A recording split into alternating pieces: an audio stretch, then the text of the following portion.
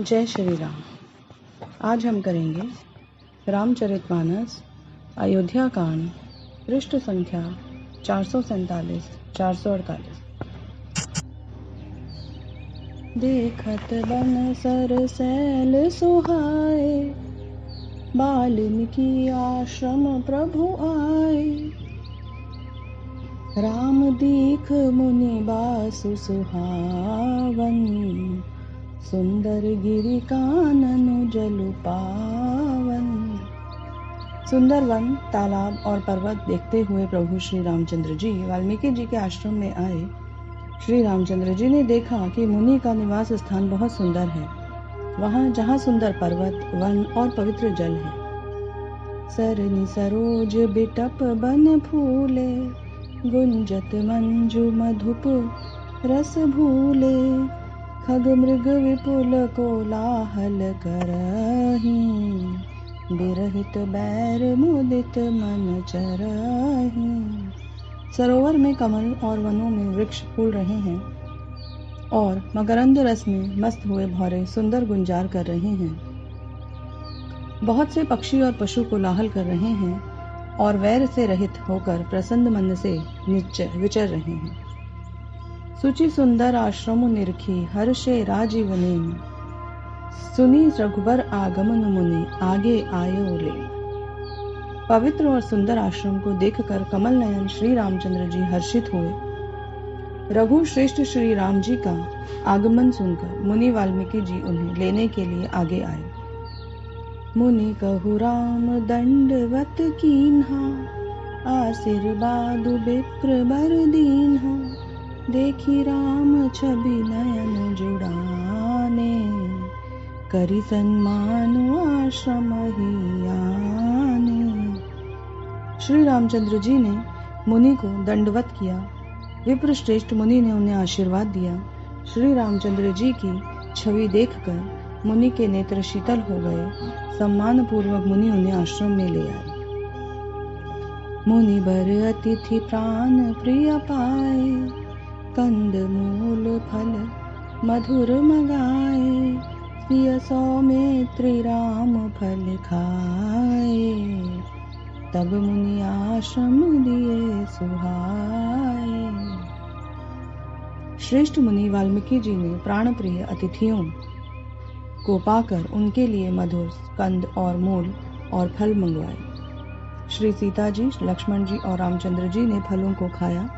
तब मुनि ने उनको सुंदर स्थान बतला दिए। वाल्मीकि मन आनंद भारी, मंगल मूरति नयन निहारी।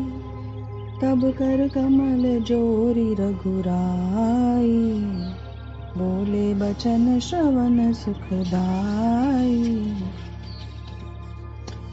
मुनि श्री राम जी के पास बैठे और उनकी मंगल मूर्ति को नेत्रों से देखकर वाल्मीकि जी के मन में बड़ा भारी आनंद हो रहा है। तब श्री रघुनाथ जी कमल सदृश हाथों को जोड़कर कानों को सुख देने वाले मधुर वचन बोले। तुम त्रिकाल दर्शी मुनि नाथा, विश्व बदर जिमि तुम्हारे हाथा। अस कही प्रभु सब कथा बखानी, जेहि जेहि भांति दीन्ह बनुरानी। हे मुनिनाथ, आप त्रिकालदर्शी हैं। संपूर्ण विश्व आपके लिए हथेली पर रखे हुए बेर के समान है। प्रभु श्री रामचंद्र जी ने ऐसा कहकर फिर जिस प्रकार से रानी कैकेयी ने वनवास दिया, वह सब कथा विस्तार से सुनाई।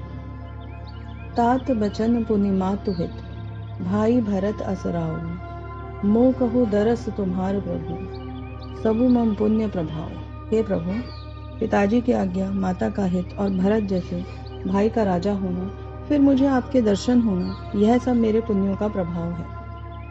देखी पाय मुनि राय तुम्हारे, भय सुकृत सब सुफल हमारे। अब जहाँ राउर आयसु होई, मुनि उद्बेगु न पावे कोई। हे मुनिराज, आपके चरणों का दर्शन करने से आज हमारे सब पुण्य सफल हो गए। हमें सारे पुण्य फल मिल गए। अब जहाँ आपकी आज्ञा हो, जहाँ कोई भी मुनि उद्वेग को प्राप्त न हो। मुनि तापस जिन्ह ते दुख लहहि, ते नरेश बिनु पावक दहहि। मंगल मूल विप्र परितोषु, दहई कोटि कुल भूसुर रोषु। क्योंकि जिनसे मुनि और तपस्वी दुख पाते हैं, वे राजा बिना अग्नि के ही जलकर भस्म हो जाते हैं। ब्राह्मणों का संतोष सब मंगलों की जड़ है, और भूदेव ब्राह्मणों का क्रोध करोड़ों कुलों को भस्म कर देता है। अस जिय जानि कहिय सोई ठाहु, सिय सौमित्र सहित जहाँ जाऊ। तह रुचि रुचिर परन तृण पाला, बासु करऊ कछु काल कृपाला। ऐसा हृदय में समझकर वह स्थान बतलाइए जहाँ मैं लक्ष्मण और सीता सहित जाऊं, और वहां सुंदर पत्तों और घास की कुटी बनाकर हे दयालु कुछ समय निवास करूं। सहज सरल सुनि रघुबर बानी, साधु साधु बोले मुनि ज्ञानी। कस न कहऊ अस रघुकुल के तू, तुम पालक संतत श्रुति से तू। श्री राम जी की सहज ही सरल वाणी सुनकर ज्ञानी मुनि वाल्मीकि जी बोले, धन्य धन्य हे रघुकुल के ध्वजा स्वरूप, आप ऐसा क्यों न कहेंगे। आप सदैव वेद की मर्यादा का पालन करते हैं। जय श्री राम।